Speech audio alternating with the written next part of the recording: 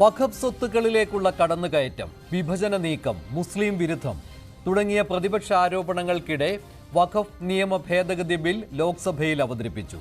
പ്രതിപക്ഷ ആവശ്യം പരിഗണിച്ച് ബിൽ ഇനി സംയുക്ത പാർലമെന്ററി സമിതിയുടെ പരിശോധനയ്ക്ക്. അപ്പൊ ആ ഭേദഗതി നിയമത്തിന് ഒരു സുപ്രഭാതത്തില് ആരും അറിയാതെ ഒരു വഖഫ് ഭേദഗതി ബില്ല് കൊണ്ടുവരാം. ഈ ഭേദഗതി ബില്ലിൽ ഇതിൽ വളരെ പ്രാധാന്യമുണ്ട്. കാരണം ഒന്നാമത് ഇത് ജനാധിപത്യ വിരുദ്ധമാണ്. ജനാധിപത്യ സംവിധാനത്തിലുള്ള 99% പരിപൂർണമായിട്ടുള്ള ഒരു വഖഫ് ആക്ട് തെരഞ്ഞെടുക്കപ്പെട്ട മുത്തവല്ലിമാര്, തെരഞ്ഞെടുക്കപ്പെട്ട MLA മാര്, തെരഞ്ഞെടുക്കപ്പെട്ട MP മാര്, അവരെക്കാളും ഭൂരിപക്ഷം കൂടാത്ത നോമിനേറ്റഡ് ബോർഡംഗങ്ങൾ, ഇതായിരുന്നു ഘടന. ഈ ഘടന അവിടെ അപ്പാടെ നശിപ്പിച്ചിരിക്കുകയാണ്. തുകയായിട്ട് പറഞ്ഞു കഴിഞ്ഞാൽ ഇത് മുസ്ലിം വിരുദ്ധം എന്നതാണ് പ്രതിപക്ഷത്തിന്റെ ആരോപണമായിട്ട് ഇന്ന് പാർലമെന്റിൽ വന്നത്. ഞാൻ അല്പം മുമ്പ് സംസാരിച്ച വഖഫിന്റെ ഭാരവാഹിയായിരുന്ന ബഹുമാനായ അദ്ദേഹം പറഞ്ഞ പോയിന്റുകളെല്ലാം ശ്രദ്ധയോടെ കേട്ടു. അതിലെനിക്ക് ഏറ്റവും കൂടുതൽ ആകർഷണീയമായിട്ട് തോന്നിയ രണ്ട് കാര്യങ്ങളാണ്. ഒന്ന്, അദ്ദേഹം പറഞ്ഞത് ആരും അറിയാതെ ഇത്തരത്തിലുള്ള ഒരു നിയമം നടപ്പാക്കാനായിട്ട് കൊണ്ടുവന്നു, ആരെയും അറിയിച്ചില്ല എന്ന് അദ്ദേഹം പറഞ്ഞു. രണ്ടാമത് അദ്ദേഹം പറഞ്ഞിരിക്കുന്നത് ഇത് ജനാധിപത്യ വിരുദ്ധമാണ് എന്നാണ്. ഇത് രണ്ടും നിലവിലുള്ള വഖഫ് നിയമങ്ങൾക്ക് ആപ്ലിക്കബിൾ ആണ് എന്നുള്ളതാണ് എനിക്ക് അദ്ദേഹത്തിനോട് പ്രാഥമികമായിട്ട് സൂചിപ്പിക്കാനുള്ളത്. കാരണം ആരും അറിയേണ്ടുന്ന കാര്യം പോലും ഇല്ലാതെ ഏത് പ്രോപ്പർട്ടിയും ഒരു ഡീഡും ഇല്ലാതെ ഒരു ഡോക്യുമെന്റും ഇല്ലാതെ വഖഫ് പ്രോപ്പർട്ടിയാണ് എന്ന് ക്ലെയിം ചെയ്യാനുള്ള ഒരു അവകാശം നിലവിൽ ഇപ്പോൾ ഇരിക്കുന്ന വഖഫ് നിയമത്തിലുണ്ട്. അത് പലപ്പോഴായിട്ട് ചാലഞ്ച് ചെയ്യപ്പെട്ടിട്ടുണ്ട്, പല വിഷയങ്ങളിൽ ഇത് ചാലഞ്ച് ചെയ്യപ്പെട്ടിട്ടുണ്ട്. പക്ഷെ അത് ചാലഞ്ച് ചെയ്യുന്നതിന് പോലും ചില പരിധികളുണ്ട്. അതായത് ഇപ്പം ഹൈക്കോടതിയിലേക്കൊക്കെ പോകുന്നതിനൊക്കെ തന്നെ കുറേയധികം ബാറുള്ള രീതിയിലത്തേക്കാണ് ഇതിനെ ഡോക്യുമെന്റ് ചെയ്ത് വെച്ചിരിക്കുന്നത്. അപ്പം നമ്മുടെ നാട്ടിൽ കാണുന്ന ഏതൊരു പ്രോപ്പർട്ടിയും വിതൗട്ട് അസൈനിങ് എനി റീസൺ, നിങ്ങൾക്കൊരു കാരണവും പറയാതെ, വിതൗട്ട് ഹാവിങ് എനി ഡീഡ്, അതുമായി ബന്ധപ്പെട്ട് യാതൊരു വിധത്തിലുള്ള രേഖകളും നിങ്ങളുടെ കയ്യിലില്ലാതെ നിങ്ങൾക്കിത് വഖഫ് പ്രോപ്പർട്ടിയാണ് എന്ന് ക്ലെയിം ചെയ്യാൻ സാധിച്ചാൽ അതിനാണ് ആരും അറിയാതെ ക്ലെയിം ചെയ്യുക എന്ന് പറയുന്നത് എന്ന് അദ്ദേഹത്തിനെ തിരുത്താനായിട്ട് ഞാൻ ആഗ്രഹിക്കുന്നു. രണ്ടാമത്, ജനാധിപത്യ വിരുദ്ധമാണ് എന്ന് പറഞ്ഞു. എങ്ങനെയാണ് ജനാധിപത്യ വിരുദ്ധമാകുന്നത്? ഒരു മതേതര ജനാധിപത്യ രാജ്യത്ത് നിങ്ങളുടെ കയ്യിൽ ഒരു പ്രോപ്പർട്ടിയുമായി സംബന്ധിച്ച് യാതൊരു വിധത്തിലുള്ള രേഖകളുമില്ലാതെ ഇത് ഇങ്ങനെയാണ് എന്ന് നിങ്ങൾക്ക് തോന്നിയാൽ, അതായത് ഇത് വഖഫ് പ്രോപ്പർട്ടിയാണ് എന്ന് നിങ്ങൾക്ക് തോന്നിയാൽ വഖഫാണ് എന്ന് ക്ലെയിം ചെയ്യാമെന്ന് ഇതിന്റെ സെക്ഷൻസിൽ എഴുതി വെച്ചിട്ടുണ്ട്. ആ സെക്ഷൻസ് അദ്ദേഹത്തിന് വേണമെങ്കിൽ അദ്ദേഹം ചലഞ്ച് ചെയ്യുകയാണെങ്കിൽ ഞാൻ ഈ ചർച്ചയിലടക്കം അത് വായിച്ച് കേൾപ്പിക്കുകയും ചെയ്യാം. അതിന് ഞാനത് തയ്യാറായിട്ടാണ് വന്നിരിക്കുന്നത്. അപ്പം ഇതുമായി ബന്ധപ്പെട്ട് നടന്നിരിക്കുന്ന ഡിസ്പ്യൂട്ടുകളുണ്ട്. ആ ഡിസ്പ്യൂട്ടുകൾ കൂടി നമ്മൾ പറഞ്ഞു പോകാതിരിക്കാൻ കഴിയില്ല.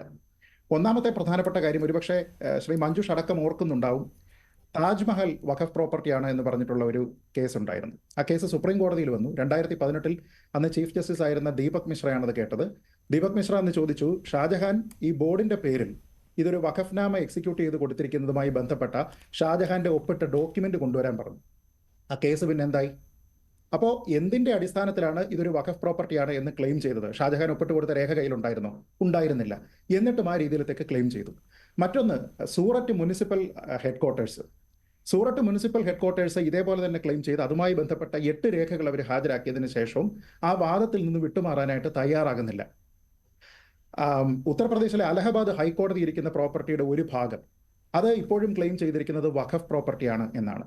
അപ്പോൾ ഇങ്ങനെയുള്ള പ്രോപ്പർട്ടികൾ ക്ലെയിം ചെയ്യുന്നത് കൂടാതെ, ഇപ്പോൾ അദ്ദേഹം തന്നെ ഈ ചർച്ചയിൽ പറഞ്ഞു എന്തുകൊണ്ടാണ് ഇതര മതവിഭാഗത്തിലുള്ള നോൺ മുസ്ലിംസ് ആയിട്ടുള്ള ആൾക്കാർ ഇതിലേക്ക് വരുന്നത് എന്തിനാണ് എന്ന് ചോദിച്ചു. അതുമായി ബന്ധപ്പെട്ട് അദ്ദേഹം ട്രാവൻകൂർ ദേവസ്വം ബോർഡിന്റെയോ അല്ലെങ്കിൽ ഗുരുവായൂർ ദേവസ്വം ബോർഡിന്റെയോ ഒക്കെ കാര്യങ്ങൾ ഇപ്പോൾ നമ്മൾ ചർച്ച ചെയ്യുന്നുണ്ട്. ശരിയാണ്, മതവുമായി ബന്ധപ്പെട്ട, ആരാധനയുമായി ബന്ധപ്പെട്ട, ആചാരങ്ങളുമായി ബന്ധപ്പെട്ട കാര്യങ്ങളെപ്പറ്റി മാത്രം തീരുമാനിക്കാനായിട്ടുള്ള, സ്വന്തം വിഭാഗത്തിന്റെ കാര്യങ്ങൾ നോക്കാനുള്ള ഒരു ബോഡിയിൽ മറ്റൊരു മതവിഭാഗത്തിൽ നിന്നുള്ള ഒരാളും അംഗമാകാൻ പാടില്ല, അത് ഏത് മതവിഭാഗത്തിലാണെങ്കിലും.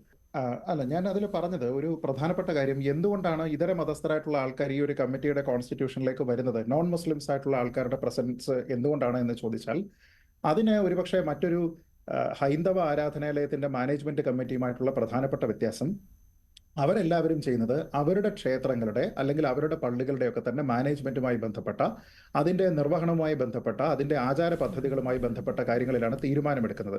ഇതര മതസ്ഥരുടെ മറ്റു കാര്യങ്ങളിലേക്ക് ഒന്നും തന്നെ പോവുകയോ അവരുടെ പ്രോപ്പർട്ടി ക്ലെയിം ചെയ്യുകയോ ഒന്നും തന്നെ ഉണ്ടാകുന്നില്ല എന്നുള്ളത് പ്രധാനമാണ്. നേരെ മറിച്ച് വഖഫ് ബോർഡിന്റെ കോൺസ്റ്റിറ്റ്യൂഷനോ വഖഫ് ബോർഡുമായി ബന്ധപ്പെട്ട പരാതികളോ നോക്കിക്കഴിഞ്ഞാൽ അതിൽ പലതും അവർ ക്ലെയിം ചെയ്തിരിക്കുന്നത് തീർച്ചയായിട്ടും അസംബന്ധമാണ് എന്ന് തന്നെ പറയേണ്ടി വരും.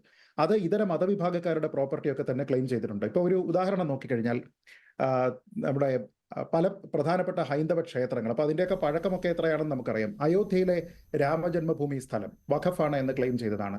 മധുരയിൽ ഇപ്പോൾ അവിടെ ഒരു പ്രശ്നം ഓൾറെഡി നടക്കുന്നുണ്ട്, അത് ക്ലെയിം ചെയ്തതാണ്. ഗ്യാൻവാബി ഇതേപോലെ തന്നെ ക്ലെയിം ചെയ്തതാണ്. ഗുജറാത്തിലെ രുദ്രമഹാലയ ക്ഷേത്രം ഇതേപോലെ തന്നെ ക്ലെയിം ചെയ്തതാണ്.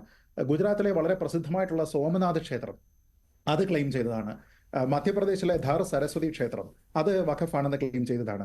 ഇനി ഇതര മതവിഭാഗങ്ങളുടേതുണ്ട്. ഇപ്പോൾ ഹരിയാനയിലെ യമുന നഗറിലുള്ള ഗുരുദ്വാര അത് സിഖ് മതവിഭാഗത്തിൻ്റെതാണ്, അത് ക്ലെയിം ചെയ്തതാണ്. ബേട്ട് ദ്വാരക ദ്വീപ് അത് ക്ലെയിം ചെയ്തിരിക്കുന്നതാണ്. അപ്പോൾ ഇതെല്ലാം തന്നെ ക്ലെയിം ചെയ്തിരിക്കുകയും ഇതുമായിട്ടൊക്കെ ബന്ധപ്പെട്ട് പലപ്പോഴും ഡിസ്പ്യൂട്ടുകൾ ഉണ്ടാവുകയും ചെയ്തു. ഇനി അതും മാത്രമല്ല, നമ്മളിവിടെ ജനാധിപത്യ സംവിധാനം എന്നൊക്കെ പറയുന്ന സമയത്ത് ഈ ക്ഷേത്രങ്ങളെയോ നമ്മുടെ ഈ പറയുന്ന ഗുരുദ്വാരകളെയോ വെറുതെ വിട്ടേക്കൂ. തമിഴ്നാട്ടിലെ തിരുച്ചിറപ്പള്ളി ഡിസ്ട്രിക്റ്റിലുള്ള തിരുച്ചെന്തുറൈ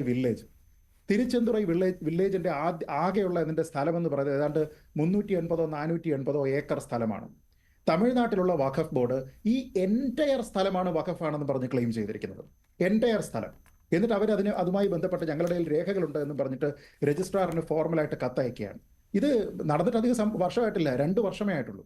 2 വർഷങ്ങൾക്ക് മുമ്പ് നമ്മൾ ആലോചിച്ച് നോക്കുക, ഒരു എൻറ്റയർ വില്ലേജ് ക്ലെയിം ചെയ്തിരിക്കുകയാണ്. എന്തിൻ്റെ പേരിലാണ്? അവിടെയുള്ള ആൾക്കാരുടെ എല്ലാ പ്രോപ്പർട്ടിയും ഡീഡും എല്ലാ കാര്യങ്ങളും സാധുവല്ല, അതിനേക്കാൾ ഫസ്റ്റ് ഒറിജിൻ റൈറ്റ് ഞങ്ങൾക്കാണ് എന്ന് പറഞ്ഞിട്ടാണോ? അതിനുശേഷം വന്നിരിക്കുന്ന മാറ്റം എന്തായിരുന്നു? അവർ ക്ലെയിം ചെയ്തത് എന്താണ്? ആർക്കെങ്കിലും അവിടെ പ്രോപ്പർട്ടിയുമായി ബന്ധപ്പെട്ട് എന്തെങ്കിലും ക്രയവിക്രയം നടത്തണമെങ്കിലോ അത്തരത്തിലുള്ള കാര്യങ്ങളുമായി ബന്ധപ്പെട്ട് നിങ്ങൾ വരണമെങ്കിൽ ഈ വഖഫ് ബോർഡിൻ്റെ അടുത്ത് നിന്ന് വന്ന് NOC വാങ്ങണമെന്ന്, നോ ഒബ്ജക്ഷൻ സർട്ടിഫിക്കറ്റ് വാങ്ങണമെന്ന്. എന്നിട്ട് അവർ പറയുന്നു 1954 ഇതെല്ലാം തന്നെ സർവേ ചെയ്തിട്ട് അവർക്കായിട്ട് കൊടുത്തിരിക്കുന്നതുമായി ബന്ധപ്പെട്ട രേഖകളുണ്ടെന്ന്. അവിടെ 1500 വർഷത്തിന് മുകളിൽ പഴക്കമുള്ള ഒരു ഹൈന്ദവ ക്ഷേത്രമുണ്ട്. ആ ക്ഷേത്രം ഇരിക്കുന്ന പ്രോപ്പർട്ടി ഉൾപ്പെടെ എൻറ്റയർ വില്ലേജാണ് അങ്ങനെ ക്ലെയിം ചെയ്തിരിക്കുന്നത്. അപ്പോൾ നമ്മളങ്ങനെ നോക്കിക്കഴിഞ്ഞാൽ വിവിധ മതവിഭാഗങ്ങളുമായി ബന്ധപ്പെട്ട അവരുടെ താല്പര്യങ്ങളുമായി ബന്ധപ്പെട്ട കാര്യങ്ങളെല്ലാം തന്നെ ഒരു ബോഡിയിൽ ഇരിക്കുന്ന ആൾക്കാർ ഏകപക്ഷീയമായിട്ട് തീരുമാനിക്കുകയും അതിന് യാതൊരു വിധത്തിലുള്ള ഡീഡുകളോ ഡോക്യുമെന്റുകളോ ഇല്ലാതെ ക്ലെയിം ചെയ്യുകയും അവർക്ക് തോന്നിയാൽ എന്നാണ്, അവർക്ക് ഫീൽ ചെയ്താൽ, അവർക്ക് തോന്നിക്കഴിഞ്ഞാൽ തന്നെ അവർക്ക് ക്ലെയിം ചെയ്യാം എന്ന് വന്നാൽ അതിനെ അവിടെ തന്നെ ഇല്ലാതെയാക്കുന്നതിന് വേണ്ടിയിട്ട് ഈ നിലവിലാണ് കാര്യങ്ങൾ പോകുന്നതെങ്കിൽ മറ്റുള്ള ആൾക്കാരും അവിടെ വേണം. അതുകൊണ്ട് തന്നെ ഞാനതിൽ കരുതുന്നത് ഈ ഇന്ന് കൊണ്ടുവന്നിരിക്കുന്ന ഭേദഗതിയിലെ ഏറ്റവും പ്രധാനമായിട്ടുള്ള ലോങ് ഡ്യൂ ആയിട്ടുള്ള 1-2 കാര്യങ്ങൾ. ഒന്ന്, മാൻഡേറ്ററി വെരിഫിക്കേഷൻ. ഏതൊരു പ്രോപ്പർട്ടിയും വഖഫാണ് എന്ന് പറയുന്ന സമയത്ത് മാൻഡേറ്ററി ആയിട്ട് വെരിഫിക്കേഷൻ നടത്തിയേ പറ്റൂ. എന്തുകൊണ്ടാണ് മഞ്ജുഷ് മാൻഡേറ്ററി വെരിഫിക്കേഷൻ എന്ന് പറഞ്ഞ് ഇപ്പോൾ കൊണ്ടുവരാൻ കാരണം എന്താണ്? കാരണം നേരത്തെ അത് ഉണ്ടായിരുന്നില്ല. ആരെങ്കിലും ക്ലെയിം ചെയ്ത് കഴിഞ്ഞാൽ ആ പ്രോപ്പർട്ടി വഖഫായി മാറുമായിരുന്നു. അല്ല എങ്കിൽ എന്ത് ചെയ്യണം? ഓനസ് ആർക്കാണ്? ഓണർക്കാണ്. ഇപ്പം മഞ്ജുഷിന്റെ വീട് എൻ്റേതാണെന്ന് ഞാൻ ക്ലെയിം ചെയ്ത് കഴിഞ്ഞാൽ ഞാൻ എന്താ ചെയ്യുക? എനിക്കതിൻ്റെ ആധാരമുണ്ട് എന്ന് ഞാൻ പ്രൂവ് ചെയ്യണം, അല്ലാതെ മഞ്ജുഷ് അല്ല അത് തെളിയിക്കേണ്ടത്. അല്ല, ഞാൻ ഈ പറഞ്ഞിരിക്കുന്ന കേസുകൾ തന്നെ ഇവിടെ പറഞ്ഞിരിക്കുന്നത് നമ്മുടെ നാട്ടിൽ നടന്നിരിക്കുന്ന ലീഗലായിട്ടുള്ള ഡിസ്പ്യൂട്ടുകളാണ്. അതുകൊണ്ടാണ് ഞാൻ പറഞ്ഞത് ഈ നിയമത്തിൽ എങ്ങനെയാണ് ഡ്രാഫ്റ്റ് ചെയ്തിരിക്കുന്നത് എന്നുള്ളത് വേണമെങ്കിൽ ആ നിയമത്തിൻ്റെ സെക്ഷൻ 40 വേണമെങ്കിൽ 40, 85 വേണമെങ്കിൽ 85 എങ്ങനെയാണ് ഇവർക്ക് സമഗ്ര ആധിപത്യം നൽകുകയും മറ്റുള്ള ആൾക്കാരുടെ സ്റ്റേക്കിനെ പരിമിതപ്പെടുത്തുകയും ചെയ്യുന്നത് എന്നുള്ളത് ഈ നിയമത്തിൽ എഴുതി വെച്ചിരിക്കുകയാണ്. അതായത് നിങ്ങൾക്ക് ഇതിൻ്റെ 85ാമത്തെ സെക്ഷൻ അനുസരിച്ച് ബാർ ഓഫ് സിവിൽ കോർട്ടാണ്. പിന്നെ നിങ്ങൾക്ക് ഇത് പരാതി പറയണമെങ്കിൽ നിങ്ങൾ മുകളിലത്തേക്കുള്ള കോടതികളിലേക്ക് പോകേണ്ടി വരും. അതായത് സുപ്രീം കോടതിയൊക്കെ തന്നെ നിങ്ങൾ ആശ്രയിക്കേണ്ടി വരുന്ന ഒരു സാഹചര്യം അതുണ്ടാവുകയാണ്. അപ്പോൾ ഞാൻ നോക്കിയിട്ട് അതിൽ ഏറ്റവും പ്രധാനപ്പെട്ട കാര്യങ്ങൾ, ഒന്ന്, മാൻഡേറ്ററി വെരിഫിക്കേഷൻ എന്ന് പറയുന്നത് ഭേദഗതിയായിട്ട് വന്നാൽ അതിനർത്ഥം ഇതിനു മുൻപ് ആരെങ്കിലും അങ്ങനെ ക്ലെയിം ചെയ്തെടുത്തിരിക്കുന്നാൽ അതിൽ മാൻഡേറ്ററി വെരിഫിക്കേഷൻ ഉണ്ടായിരുന്നില്ല, നിങ്ങൾ ഇതുമായിട്ട് പോയി പ്രൂവ് ചെയ്യണമായിരുന്നു. ഒന്ന്, ഈ രാജ്യത്ത് മറ്റൊരു സ്ഥലത്തും ഇത് സംഭവിക്കുന്നത് ഇങ്ങനെയല്ല. 2, ഇതിനെ കോടതിയിലേക്ക് ചലഞ്ച് ചെയ്യാൻ പറ്റും എന്ന രീതിയിലത്തേക്ക് വന്നു. ഏറ്റവും നല്ല കാര്യം, സ്വാഗതാർഹമായിട്ടുള്ള കാര്യം. ഇതിനെയൊക്കെ എന്തിനാണ് ഈ വഖഫ് ബോർഡുമായി ബന്ധപ്പെട്ട ആൾക്കാരൊക്കെ തന്നെ എതിർക്കുന്നതെന്ന് എനിക്ക് മനസ്സിലാകുന്നില്ല. കാരണം ഇതൊരു ജനാധിപത്യ മതേതര രാജ്യത്ത് ഉണ്ടാകേണ്ടുന്ന സാമാന്യമായിട്ടുള്ള നിയമങ്ങളാണ്. ഇനി അടുത്തത്, ഗവൺമെന്റ് പ്രോപ്പർട്ടി എന്ന് പറയുന്നത് വഖഫ് ആകാൻ പാടില്ല. പാസ്റ്റ് പ്രോപ്പർട്ടി ആണെങ്കിലും പ്രസന്റ് ആണെങ്കിലും ഫ്യൂച്ചർ ആണെങ്കിലും ഗവൺമെന്റ് പ്രോപ്പർട്ടി എന്ന് പറയുന്നത് വഖഫ് ആകാൻ പാടില്ല. അതൊക്കെ ലോജിക്കലായിട്ടുള്ള കാര്യമല്ലേ? അതല്ല എങ്കിൽ ഈ പറയുന്നത് പോലെ കോടതി എന്നോ സെക്രട്ടേറിയറ്റ് എന്നൊക്കെ പറയുന്ന എല്ലാ കാര്യങ്ങളും വഖഫ് പ്രോപ്പർട്ടിയാണ് എന്ന് പറഞ്ഞു കഴിഞ്ഞാൽ ഈ ആൾക്കാർ ഇത് പ്രൂവ് ചെയ്യാൻ വേണ്ടിയിട്ട് പോകേണ്ടി വരും. ഇപ്പോൾ ഞാൻ വായിച്ച ഒരു ക്ലെയിം അനുസരിച്ച് ഡൽഹിയിലെ, കറക്റ്റാണെന്ന് എനിക്കറിയില്ല, സബ്ജക്ട് ടു കറക്ഷൻ, ഡൽഹി ലാൻഡിൻ്റെ 77% വഖഫ് ലാൻഡാണ് എന്ന് പല രീതിയിലുള്ള ക്ലെയിം വന്നിരിക്കുന്നുണ്ട്. ആ പറഞ്ഞിരിക്കുന്നതിൽ സുപ്രീം കോടതി ഇരിക്കുന്ന സ്ഥലങ്ങളോ സെൻട്രൽ വിസ്റ്റ ഇരിക്കുന്ന സ്ഥലങ്ങളോ ഉൾപ്പെടെ തന്നെ പറഞ്ഞിട്ടുണ്ട്. അപ്പോൾ അങ്ങനെയുള്ള അധികാരം, അതേപോലെ തന്നെ പല അധികാരങ്ങൾ നോക്കൂ. ഇതിൽ ഇതിന്റെ ഒരു പ്രോപ്പർട്ടി ക്ലെയിം ചെയ്ത് കഴിഞ്ഞാൽ അത് സർവേ നടത്തി കൊടുക്കേണ്ടത് ആരാണ്? ഇത് ഭരണഘടനാ വിരുദ്ധമാണ് എന്ന് പറയുന്നതിന്റെ ഏറ്റവും പ്രധാനപ്പെട്ട കാര്യമാണ്. അത് സർവേ നടത്തി കൊടുക്കേണ്ടത് ആരാണ്? സർക്കാരാണ്. അതിന് ചെലവ് പൂർണ്ണമായിട്ട് വഹിക്കേണ്ടത് ആരാണ്? സർക്കാരാണ്. അങ്ങനെ സർക്കാർ പൂർണ്ണമായിട്ടും ചെയ്യുകയും അതിന്റെ സർവേയുമായി ബന്ധപ്പെട്ട ആർക്കെങ്കിലും പരാതി ഉണ്ടെങ്കിൽ ആ പരാതി റെക്കോർഡ് ചെയ്യാനുള്ള ഒരു സംവിധാനം പോലും ഇല്ലാത്ത രീതിയിലേക്ക് ഇത് പോകുന്നു. സർക്കാർ പണം മുടക്കുന്നു. ആർട്ടിക്കിൾ 27 പറയുന്നത് എന്താണ്? ഇത്തരത്തിലുള്ള മതപരമായിട്ടുള്ള മെയിൻ്റനൻസിന്റെ ഒരൊറ്റ കാര്യത്തിനും നിങ്ങളുടെ ടാക്സ് പണം ഉപയോഗിക്കാൻ പാടില്ല എന്ന് പറയുന്നുണ്ട്. അപ്പൊ അതിന് വിരുദ്ധമായിട്ടുള്ള ഒരു കാര്യം ഇവിടെ വരുന്നു. സെക്ഷൻ 28 നോക്കൂ. 28 അനുസരിച്ച് വഖഫ് ബോർഡിന് നേരിട്ട് കളക്ടർക്ക് നിർദ്ദേശങ്ങൾ നൽകി കളക്ടറെ കൊണ്ട് കാര്യങ്ങൾ ചെയ്യിപ്പിക്കാനുള്ള അധികാരമുണ്ട്. അതേപോലെ തന്നെ തമിഴ്നാട്ടിലും മറ്റും നേരത്തെ പറഞ്ഞതുപോലെ സബ് രജിസ്ട്രാർക്ക് കൊടുത്തു കഴിഞ്ഞാൽ മതി, അവർക്കതിന് ക്ലെയിം ചെയ്യാം. ആ രീതിയിലേക്ക് ഉണ്ടാകാൻ പാടില്ല. ഇത് നമ്മുടെ നാട്ടിലുള്ള മതത്തിനെ എല്ലാം തന്നെ അങ്ങോട്ട് മാറ്റിവെച്ചോളൂ. നമ്മുടെ നാട്ടിലുള്ള ലാൻഡിന്റെ വിനിയോഗം എന്ന് പറയുന്നത് വളരെ പ്രോപ്പർ ആവുക, വളരെ സെൻസിബിൾ ആവുക എന്നതുമായി ബന്ധപ്പെട്ട് ഈ പരിഷ്കാരം അത്യന്താപേക്ഷിതമായിരുന്നു. കാരണം നമ്മുടെ നാട്ടിൽ ഏറ്റവും കൂടുതൽ പ്രോപ്പർട്ടി കൈവശം വെച്ചിരിക്കുന്ന മൂന്നാമത്തെ എൻറ്റിറ്റി എന്ന് പറയുന്നത് വഖഫാണ്. ഈ നമ്മളെ എല്ലാ സ്റ്റേറ്റിലുമുള്ള വഖഫിനെ നോക്കിക്കഴിഞ്ഞാൽ ഒന്നാമത്തേത് റെയിൽവേയും രണ്ടാമത്തേത് ശരിയാണ്. ആകെ സ്വത്തുക്കൾ കൈവശം വെച്ചിരിക്കുന്നതിന്റെ കാര്യത്തിൽ ഏതാണ്ട് 9 ലക്ഷം ഏക്കറോളം വരുമെന്നുള്ളതാണ് ഏകദേശ കണക്ക്. അത് 8 ലക്ഷം അങ്ങനെ വരുമോ മഞ്ജുഷ്? ഏക്കറേജ് കണക്കനുസരിച്ച് നമ്മൾ ഈ പറഞ്ഞതിനകത്ത് 480 ഏക്കറാണ്. 480 ഏക്കർ എന്ന് പറയുന്നത് തിരുച്ചെന്തുറൈ വില്ലേജ് ആണ്. കിട്ടും. ശരി, ശ്രീ രാഹുൽ, നാളെ ഇതേപോലെ എന്റെ പ്രോപ്പർട്ടീസ്, എന്റെ ആരാധനാലയത്തിന്റെ, ശ്രീപത്മനാഭ ക്ഷേത്രത്തിന്റെ, ഗുരുവായൂരിന്റെ ഒക്കെ പ്രോപ്പർട്ടീസ് അങ്ങനെ കൈകാര്യം അല്ലെങ്കിൽ കയ്യേറാനോ കമ്പയർ ചെയ്യുന്നതിനാണ് നമ്മൾ ആപ്പിൾ ഓറഞ്ച് തമ്മിൽ കമ്പയർ ചെയ്യണോ? ശ്രീപത്മനാഭസ്വാമി ക്ഷേത്രത്തിലെ ശ്രീപത്മനാഭസ്വാമി ക്ഷേത്രത്തിലെ വിഷയം എന്ന് പറയുന്നതിലേക്ക് പുതുതായിട്ട് പ്രോപ്പർട്ടി ആഡ് ചെയ്യാനായിട്ട് നിങ്ങൾക്ക് സാധിക്കില്ല. രാഹുൽ തെറ്റായിട്ടുള്ള കമ്പാരിസൺ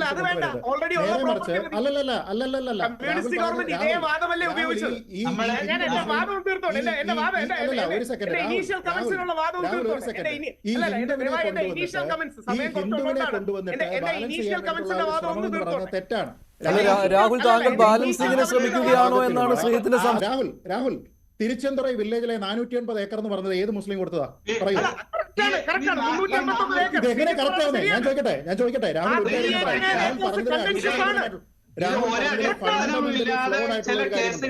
ഫണ്ടമെന്റലി ഫ്ലോഡ് ആയിട്ടുള്ള ഒരു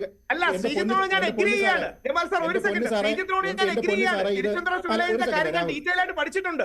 ഞാനത് നമ്മുടെ മഞ്ജുഷിനോടും പറഞ്ഞു. ആ 389 ഏക്കർ ക്ലെയിം ചെയ്ത ശരിയായില്ല. അവിടെ 1500 വർഷം പഴക്കമുള്ള ഒരു സുന്ദരേശ്വർ ടെമ്പിൾ ഉണ്ട്. അവിടെ രാജഗോപാൽ അടക്കമുള്ളവർക്ക് അത് ഇൻസെക്യൂരിറ്റി ഉണ്ടായി. ഇത് നമുക്ക് വേദനിച്ചില്ലേ? അതായത് സെക്ഷൻ 40യെ കുറിച്ച് അദ്ദേഹം തെറ്റിദ്ധരിച്ചിരിക്കുകയാണ്. സെക്ഷൻ 40 വിവക്ഷിക്കുന്നത് ഏതെങ്കിലും ഒരു മുസ്ലിം ട്രസ്റ്റ് ആ ട്രസ്റ്റ് ഇറ്റ്സെൽഫ് ഒരു വഖഫ് അല്ല. അതിന്റെ ഒരു പോർഷൻ ഒരു പള്ളിയായിട്ടോ വഖഫ് ബൈ യൂസറായിട്ടോ അങ്ങനെ നടന്നു പോകുന്നുണ്ടെങ്കിൽ ആ പോർഷൻ വഖഫാണോ അല്ലേ എന്ന് തീരുമാനിക്കാനുള്ള ഒരു അധികാരമാണ് സെക്ഷൻ 40 കൊടുത്തിരിക്കുന്നത്. ഞാൻ പറയട്ടെ, താങ്കൾ പറഞ്ഞ തെറ്റാണ്. അല്ലല്ല, ഞാൻ പറഞ്ഞുതരാം. രണ്ടാമത്തെ കാര്യം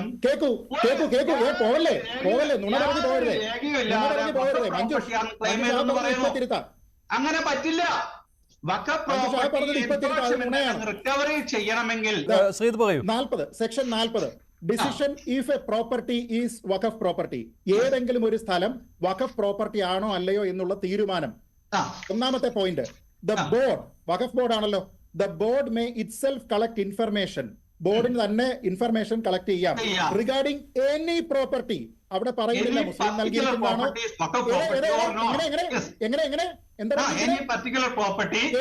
പർട്ടിക്കുലർ ഇല്ല, എനി പ്രോപ്പർട്ടി, ഏത് സ്ഥലവും which it has reason to believe to be Waqf property. നിങ്ങൾക്കത് വഖഫ് ആണ് എന്ന് ചിന്തിക്കാനുള്ള ഒരു കാരണമുണ്ട് എങ്കിൽ, and if any question arises where any ബാക്കി വേറെ പോകുന്നു, after making such inquiry as it may deem fit decide the question. ബോർഡിന് തീരുമാനിക്കാമെന്ന്. അതായത് ഏത് പ്രോപ്പർട്ടിയും വഖഫ് ആണെന്ന് ബോർഡിന് തോന്നുന്നുണ്ട് എങ്കിൽ അവർക്ക് തീരുമാനിക്കാം. എവിടെയാ ട്രസ്റ്റ് എന്ന് പറയുന്നത്? എവിടെയാ മുസ്ലിം നൽകിയിരിക്കുന്നത് പറയുന്നത്? എനി പ്രോപ്പർട്ടി എന്ന് പറഞ്ഞാൽ ഏത് സ്ഥലവും സബ്സെക്ഷൻ 3 കൂടി കൂട്ടുവായിക്കും. സബ്സെക്ഷൻ ഞാൻ പറഞ്ഞ ഫസ്റ്റ് സെക്ഷനിൽ പറയുന്നത് ഏത് പ്രോപ്പർട്ടിയും കള്ളം. ഞാൻ പറയാം, ഒന്നാമത്തെ സെക്ഷനിൽ പറയുന്നത് പ്രോപ്പർട്ടികളെ സംബന്ധിച്ച്, മൂന്നാമത്തെ സെക്ഷനിൽ ട്രസ്റ്റിനെ പറ്റി. അങ്ങനല്ല, തെറ്റിദ്ധരിപ്പിക്കരുത്. സെക്ഷൻ 40 പറയുന്ന 4 ക്ലോസുകളുണ്ട്. ഒന്നാമത്തെ ക്ലോസിൽ എനി പ്രോപ്പർട്ടിയെ പറ്റി പറയുന്നു. മൂന്നാമത്തെ ക്ലോസിൽ ട്രസ്റ്റുകളെയും സൊസൈറ്റികളെയും പറ്റി പറയുന്നു. തെറ്റിദ്ധരിപ്പിക്കരുത്. ഒന്നാമത്തെ ക്ലോസിൽ എനി പ്രോപ്പർട്ടി എന്നും മൂന്നാമത്തെ ക്ലോസിൽ ട്രസ്റ്റിന്റെയും സൊസൈറ്റിയുടെയും പ്രോപ്പർട്ടി എന്നാണ്. വായിക്കണോ? 3 where the board has any reason to believe. ഇത് കേട്ടു പോകൂ.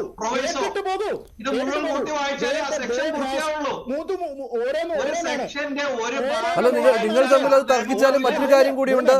ശ്രീത്ത് ഒരു കാര്യം കൂടി, ശ്രീത്ത് ജമാൽ ഒരു കാര്യം കൂടിയുണ്ടല്ലോ. ഈ അമെന്റ്മെന്റ് വരുമ്പോൾ, ഈ അമെന്റ്മെന്റ് നിയമമാവുകയാണെങ്കിൽ ഇന്ത്യൻ ട്രസ്റ്റ് ആക്ട് ആരുടേതും ഏതൊരു പ്രോപ്പർട്ടിയും ഏതൊരു സൊസൈറ്റിയും എന്നാണ് പറഞ്ഞിരിക്കുന്നത്.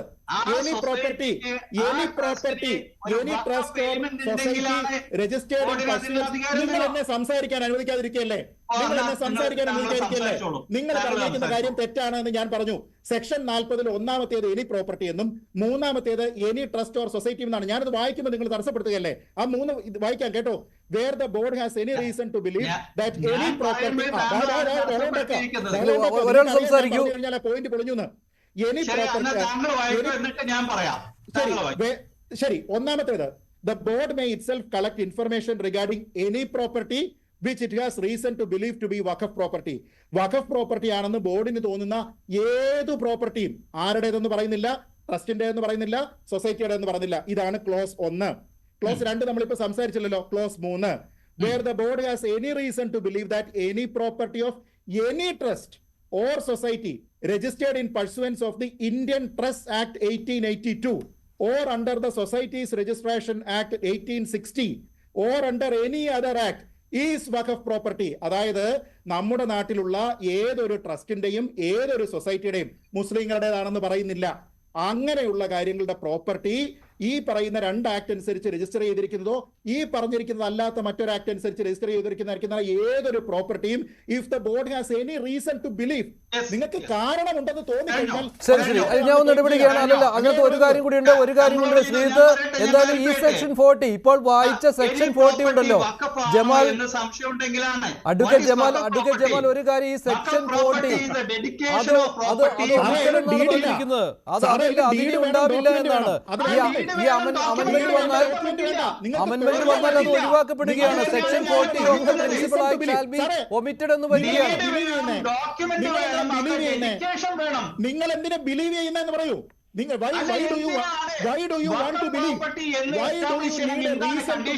നിങ്ങൾക്ക് വിശ്വസിക്കാൻ ഒരു കാരണം എന്തിനാ?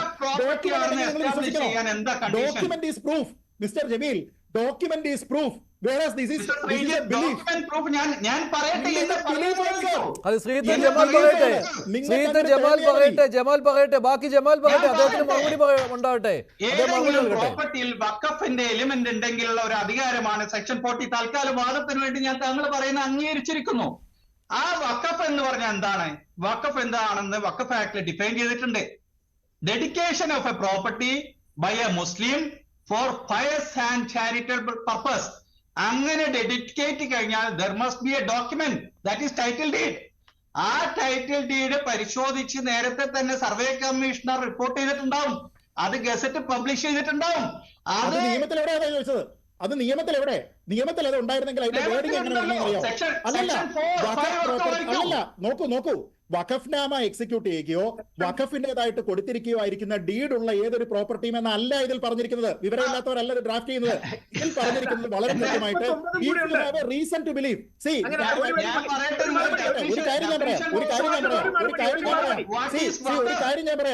ഒരു കാര്യം ഞാൻ പറയട്ടെ.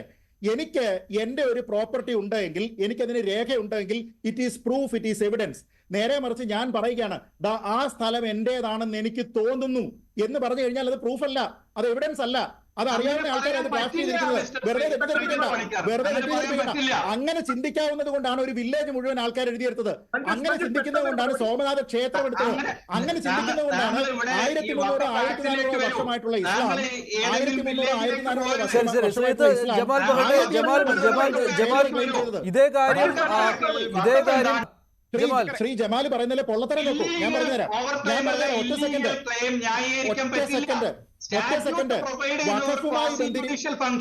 അല്ലല്ല, വഖഫുമായി ബന്ധപ്പെട്ട് വന്നിരിക്കുന്ന എല്ലാ ക്ലെയിമുകളും ഇല്ലീഗലാണ് എന്ന് അദ്ദേഹം പറയുന്നുണ്ട്. അതായത് ഇതുമായി ബന്ധപ്പെട്ട് ഇതിനെ ദുരുപയോഗിച്ചുകൊണ്ട് വന്നിരിക്കുന്ന ഒരൊറ്റ ക്ലെയിമിനെ അദ്ദേഹം ഓൺ ചെയ്യുന്നില്ല. എന്ത് സൗകര്യം! അതായത് എനിക്ക് ഇത് വെച്ച് എക്സിക്യൂട്ട് ചെയ്യണം, എന്നാൽ അതുമായി ബന്ധപ്പെട്ട് ആരെങ്കിലും പോയി ക്ലെയിം ചെയ്തിട്ടുണ്ടെങ്കിൽ നിങ്ങൾ പറയുന്ന എല്ലാ ക്ലെയിമുകളും ദുരുപയോഗമാണ്. ആ ദുരുപയോഗം അല്ലാത്തതെന്നാ പറയും. നമ്മൾ ഈ പറയുന്ന കാര്യങ്ങളെല്ലാം ദുരുപയോഗമാണ്. ആ ദുരുപയോഗത്തിലൊന്നും അദ്ദേഹം ഓൺ ചെയ്യുന്നില്ല. നോക്കൂ, ഇത് ഞാൻ ചോദിക്കട്ടെ, ഈ താജ്മഹൽ വഖഫാണെന്ന് പറഞ്ഞിട്ട് പോയത് ആരാ? ദീപക് മിശ്ര ആരോടാ ചോദിച്ചത്? ഷാജഹാന്റെ ഒപ്പ് കൊണ്ടുവരാൻ പറഞ്ഞത് ആരോടാ ചോദിച്ചത്? അതെന്താ മാറ്റിവെക്കുന്നത്? എന്തിനാ മാറ്റിവെക്കുന്നത്? ഇവിടെ പത്മനാഭസ്വാമി ക്ഷേത്രത്തിന്റെ പറഞ്ഞപ്പോൾ താങ്കൾ ഉണ്ടാവുമെന്ന് കേട്ടല്ലേ? അപ്പൊ താജ്മഹൽ പറഞ്ഞപ്പോ എന്താ കുഴപ്പം? തിരുച്ചെന്തൂര് പറയുമ്പോ എന്താ കുഴപ്പം? സോമനാഥ് പറയുമ്പോ എന്താ കുഴപ്പം? ഈ പറയുന്ന പ്രോപ്പർട്ടി എല്ലാം നിങ്ങൾ എടുക്കുകയാണ്. സംസാരിക്കുന്നത് ശരിയല്ല. പ്രത്യേകിച്ച് മലപ്പുറം ജില്ലയിൽ മുന്നാക്കൽ എന്നൊരു വക്കപ്പുണ്ട്. ആ വക്കപ്പിൽ എല്ലാ ആഴ്ചയും അവിടെ ജാതി മതം ഭേദമന്യേ എല്ലാ വീട്ടുകാർക്കും ഒരാഴ്ച 15 കിലോ അരി വിതരണം ചെയ്യാണ്. അപ്പൊ ഈ ഒരെണ്ണം പറഞ്ഞുകൊണ്ട് എല്ലാ വകുപ്പിലും എങ്ങനെ ന്യായീകരിച്ചോ? ഈ പറയുന്ന താജ്മഹൽ വന്നപ്പോ അത് വണ്ണോ സാധനം കേൾക്കാത്ത ആള് ഇപ്പൊ മലപ്പുറത്തുള്ള ഒരെണ്ണം പറഞ്ഞുകൊണ്ട് എല്ലാത്തിനും ന്യായീകരിക്കും.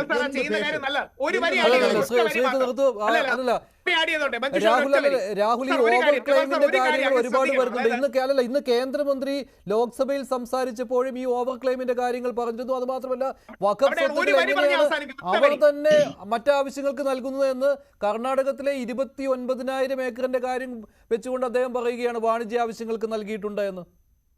അല്ല, അവിടെയാണ് മഞ്ജുഷ് ഒരു കാര്യം, ഇങ്ങനെ ഓവർ ക്ലെയിം ചെയ്യാൻ വരുന്നതിനെ നമ്മുടെ മുസ്ലിം സമൂഹം ആക്റ്റീവായി തള്ളി പറയുകയും അത് ചെയ്യാൻ പാടില്ലെന്ന് പറയണം. അതോടൊപ്പം ഒരു വരി പറഞ്ഞ് അവസാനിപ്പിച്ചോട്ടെ. ഒരു വരി പറഞ്ഞോട്ടെ. ക്ലാരിറ്റി ഞാൻ ഒന്ന് പറഞ്ഞോട്ടെ. ലെജിറ്റിമേറ്റ് ഒരു വരി പറഞ്ഞോട്ടെ. നാളെ നമ്മുടെ ഇടതുപക്ഷ സുഹൃത്തുക്കൾ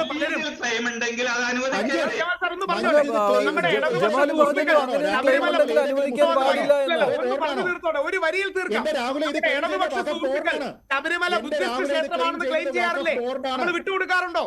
നമ്മുടെ കമ്മ്യൂണിസ്റ്റ് പറയുന്നുണ്ട്, നമ്മൾ വിട്ടുകൊടുക്കാറുണ്ടോ? എത്രയോ നമ്മുടെ അമ്പലങ്ങളെ എങ്ങനെ ക്ലെയിം ചെയ്തു, എത്രയോ നമ്മുടെ അമ്പലങ്ങളെ ക്ലെയിം ചെയ്തു. ഒരു വരിയൊന്നും തീർന്നു. എന്റെ വാദം മുമ്പോട്ട് വെച്ചോളൂ. അങ്ങ് ഖണ്ഡിച്ചോളൂ. എന്റെ വാദം മുമ്പോട്ട് വെക്കാൻ ഖണ്ഡിച്ചോളൂ. എന്റെ വാദം മുമ്പോട്ട് വെക്കാൻ. അപ്പോ അടക്കമുള്ള എത്രയോ അമ്പലങ്ങൾ പലരും ക്ലെയിം ചെയ്യുന്നു, അല്ലെങ്കിൽ അപ്പോ ഇത്തരം ഓവർ ക്ലെയിമുകളെ നമ്മൾ ഡിസ്കറേജ് ചെയ്യണം. ഞാൻ ആ വാദം ഒന്ന് മുമ്പോട്ട് വെച്ചോട്ടെ. ഞാൻ ആ വാദം നമ്മുടെ അമ്പലങ്ങളെ പലരും അമിതമായി ക്ലെയിം ചെയ്യുന്നത് പോലെ മുസ്ലിങ്ങളുടെ ഭാഗത്തു നിന്നും തെറ്റുണ്ടാകാം, അല്ലെങ്കിൽ നമ്മുടെ ഭാഗത്തും പറഞ്ഞോ. പറയുന്ന പല മറുപടി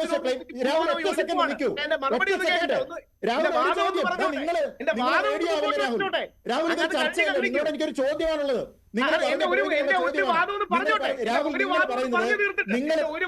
നിങ്ങൾ 10 മിനിറ്റായിട്ട് ഒരു വരി പറയുകയാണ്. ചോദ്യം ഒറ്റ വരി ഞാൻ പറയട്ടെ.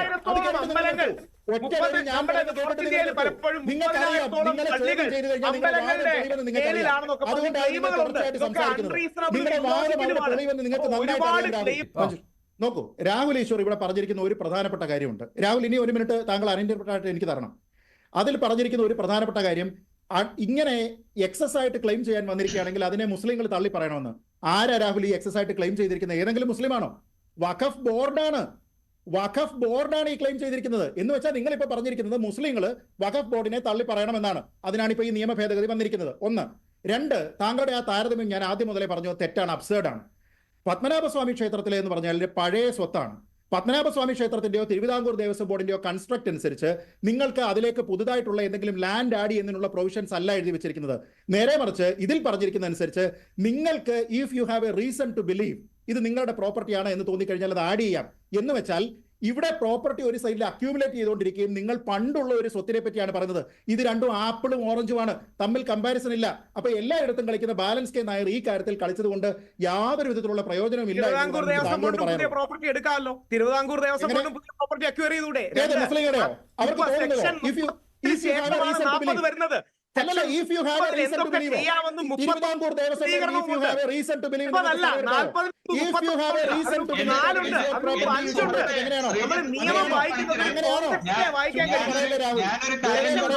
കോൺടെക്സ്റ്റ് ഒന്നുമില്ല. നിയമത്തിൽ എഴുതിയിരിക്കുന്നതാണ് കോൺടെക്സ്റ്റ്. നിങ്ങൾ വ്യാഖ്യാനിക്കുന്നതല്ല. നിയമത്തിൽ എഴുതിയിരിക്കുന്നതാണ് കോൺടെക്സ്റ്റ്. രാഹുൽ, നിയമത്തിൽ എഴുതിയിരിക്കുന്നതാണ് കോണ്ടെക്സ്റ്റ്. നിങ്ങൾ വ്യാഖ്യാനിക്കുന്നതല്ല കോണ്ടെക്സ്റ്റ്. നിയമത്തിൽ എഴുതിയിരിക്കുന്നതനുസരിച്ച് നിങ്ങൾക്ക് തോന്നുന്ന റീസൺ എന്ന് പറഞ്ഞു കഴിഞ്ഞാൽ നിങ്ങൾ എടുക്കാമെന്നാണ്. നിങ്ങൾക്ക് അങ്ങനെ എടുക്കാൻ പാടില്ല. അങ്ങനെ ഒരു കാര്യം തിരുവിതാംകൂർ ദേവസ്വം ബോർഡിൽ ഇല്ല. If you have reason to believe നിങ്ങൾക്ക് സ്ഥലം എടുക്കാം എന്ന് തിരുവിതാംകൂർ ദേവസ്വം ബോർഡിൽ ഇല്ല. ഞാൻ അവസാനിപ്പിക്കുകയാണ്. ശ്രീജിത്ത്, രാഹുൽ, നിങ്ങളുടെ തർക്കമായി മാറുകയാണ്. ഞാൻ അവസാനിപ്പിക്കുകയാണ്. ജമാൽ എന്താണ്? 40 സെക്ഷൻ തെറ്റാണ്. സെക്ഷൻ 40 തെറ്റാണ്. എങ്ങനെ ക്ലെയിം ചെയ്യുമ്പോൾ ഒന്ന് പറഞ്ഞു തരൂ. ഏത് നിയമപ്രകാരം ക്ലെയിം ചെയ്യും? ഏതാണ് ഒരു പ്രോപ്പർട്ടി, സാധാരണക്കാരുടെ ഒരു പ്രോപ്പർട്ടി ഇത് വഖഫാണെന്ന് പറഞ്ഞ് ക്ലെയിം ചെയ്യാൻ ഏത് നിയമവ്യവസ്ഥയിലെ പറ്റുമോ? തിരുച്ചെന്തൂരിൽ ചെയ്തിരിക്കുന്ന പോലെ ഇത് ഞങ്ങളുടെ പ്രോപ്പർട്ടിയാണെന്ന് പറഞ്ഞിട്ട് കളക്ടറെയും രജിസ്ട്രാറിനെയും നിങ്ങൾ കോൺടാക്ട് ചെയ്യുന്നു. ഇത് വെച്ചിട്ട് ഇതിൽ പറയുന്നുണ്ട് നിങ്ങൾ പറയുന്ന കാര്യങ്ങൾ, പറയുന്ന കാര്യങ്ങൾ എക്സിക്യൂട്ട് ചെയ്യുന്ന ആര് വഴിയാണ്? കളക്ടറും രജിസ്ട്രാറും വഴിയാണ്. കളക്ടറും രജിസ്ട്രാറും വഴി നിങ്ങൾക്ക് സെക്ഷൻ 28 പറയുന്നുണ്ട് നിങ്ങൾ എടുത്തിരിക്കുന്ന തീരുമാനം എക്സിക്യൂട്ട് ചെയ്യുന്ന ആര് വഴിയാണ്? ആരുടെയും പ്രോപ്പർട്ടി തിരിച്ചു പിടിക്കാനല്ല. തിരിച്ചുപിടിയല്ലോ തിരിച്ചുപിടിയാണോ? തിരിച്ചുപിടി എന്ന് പറഞ്ഞാൽ മനസ്സിലായില്ല. തിരിച്ചുപിടി എന്ന് പറയുന്നത് സെക്ഷൻ 28 കളക്ടർ നിയമത്തിലാണ് ഇതേപോലെ മതത്തിന്റെ ഒരു ബോർഡിന് കളക്ടർക്ക് ഓർഡർ ചെയ്യാൻ പറ്റുന്നത്. ഏത് കാര്യത്തിലുള്ളത്? സെക്ഷൻ 8 പറയുന്നത് പോലെ സർവേ നിങ്ങൾക്ക് സ്വയമായിട്ട് നിങ്ങൾക്ക് തോന്നുന്ന പോലെ ചെയ്യാനായിട്ടുള്ളത് ഏത് നിയമത്തിലാണുള്ളത്?